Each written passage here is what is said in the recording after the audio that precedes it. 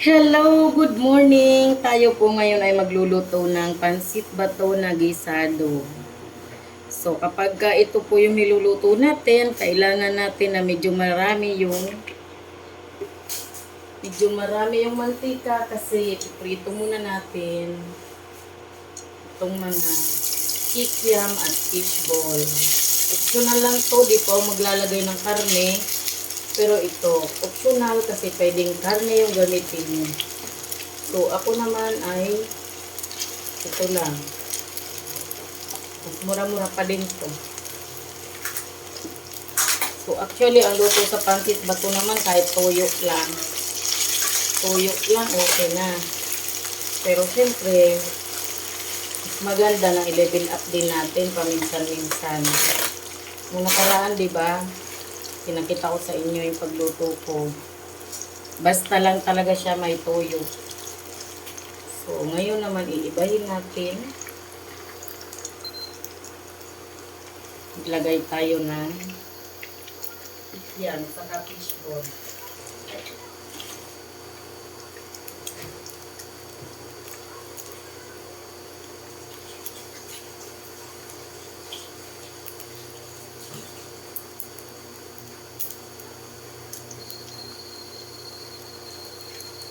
So, medyo matagal-tagal kasi lutuin natin mabuti. Itong mga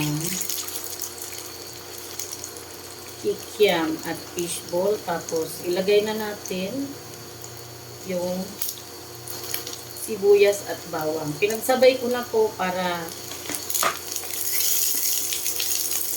di na sila mag-away kung alin ba, sino ba talaga sa kanila dapat mauna, diba?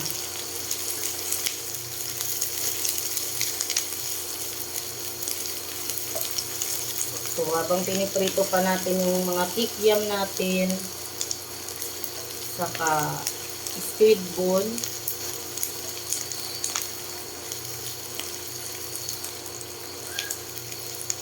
ilagay ko na rin to. Maglagay ako dyan ng Knorr chicken cube. Yun na yung magsisilbing manok niya.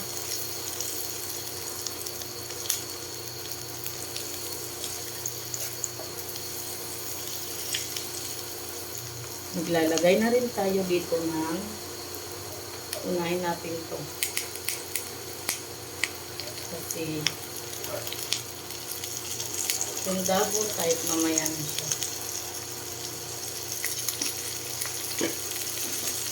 Pechay Bagyo po ang ginamit ko dito kasi medyo mura-mura siya compared doon sa repolyo. Pero yung repolyo naman.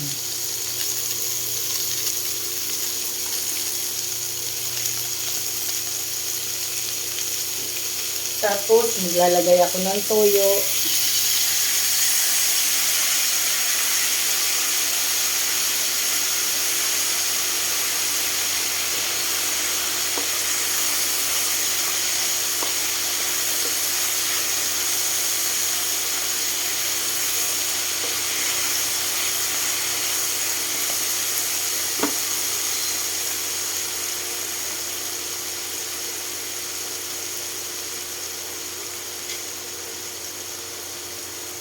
Maglagay na din tayo ng paminta.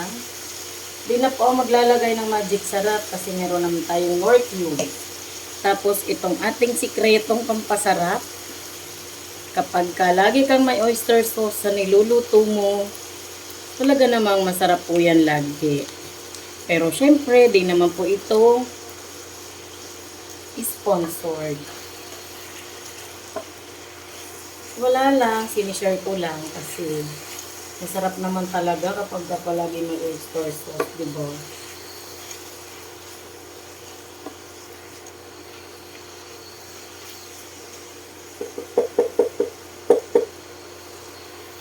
Tapos, ilalagay ko na yung kanyang pinakadahon.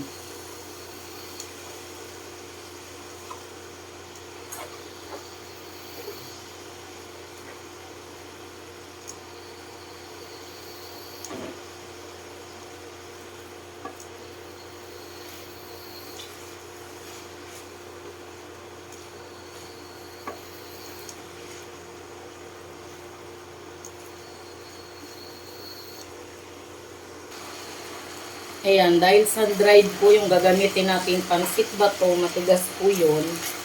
Kaya itong mga gulay ay ilalagay muna natin sa separate na bowl para lutuin natin yung pansit. Ayun, sinet aside ko muna yung pansit at maglagay ako dito ng medyo maraming tubig.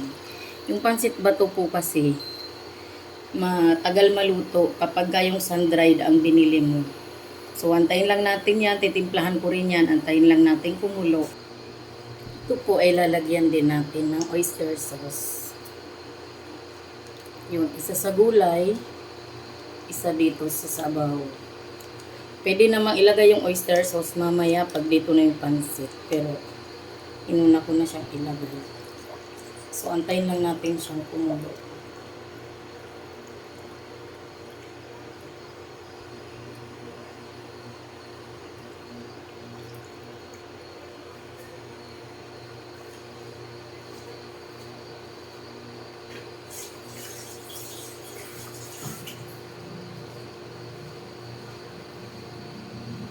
Usually kapag nagluluto ako nito, di ko na siya inaasinan kasi ito po kasing noodles natin, yung pansit na gamit natin ay malasa na talaga siya. So minsan pag inasinan natin nagiging maalat.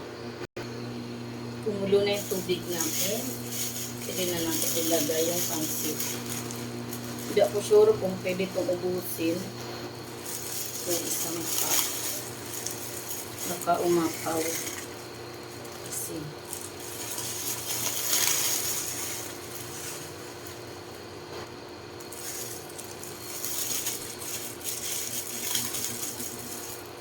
yan, nagtira ako ng konti.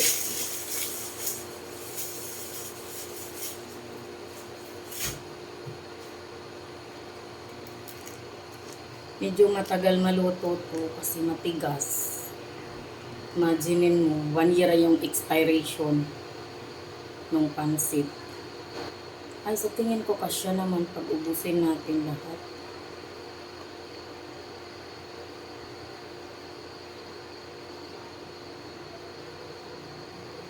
Yan, ganito. Antayin na lang natin na lumambot yung pansit.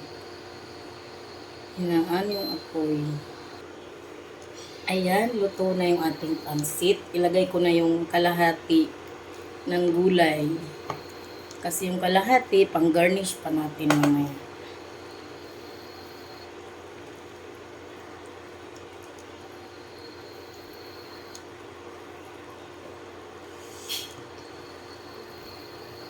Ayan. Luto na. Lagay na natin sa ating bandehado.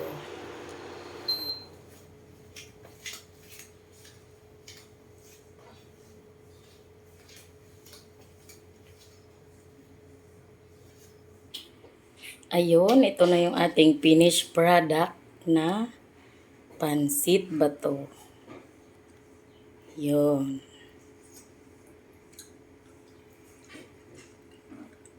Itsura pa lang ang sarap.